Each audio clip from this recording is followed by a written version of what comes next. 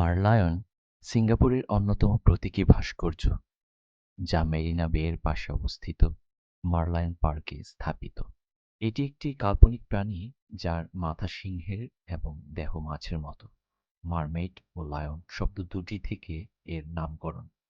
মারলায়ন সিঙ্গাপুরের অতীত ও বর্তমানকে একত্রেই তুলে ধরে। মাছের দেহ তেমাসেক নামক প্রাচীন মৎস্য গ্রামের ইতিহাসকে নির্দেশ করে, আর সিংহের মাথা সিঙ্গাপুরা বা লায়ন সিটি নামের উৎস ব্যাখ্যা করে। এই ভাস্কর্যটি ৮.৬ মিটার উচ্চতার ও প্রায় ৭০ টন ওজনের, যা ১৯৭২ সালে শিল্পী লিম নাং সেং এর হাতে নির্মিত হয়। প্রতিদিন হাজারো পর্যটক এই পার্কে আসে মারলায়নের সামনে ছবি তুলতে এবং মেরিনা বে এর অসাধারণ ভিউ উপভোগ করতে।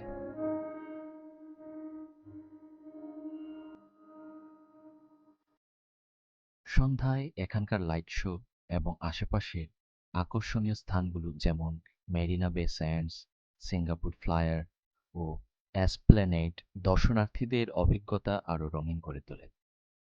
মারলায়ন শুধুমাত্র একটি দর্শনীয় স্থান নয়, বরং এটি সিঙ্গাপুরের ইতিহাস, সংস্কৃতি এবং পরিচয়ের এক জীবন্ত প্রতীক।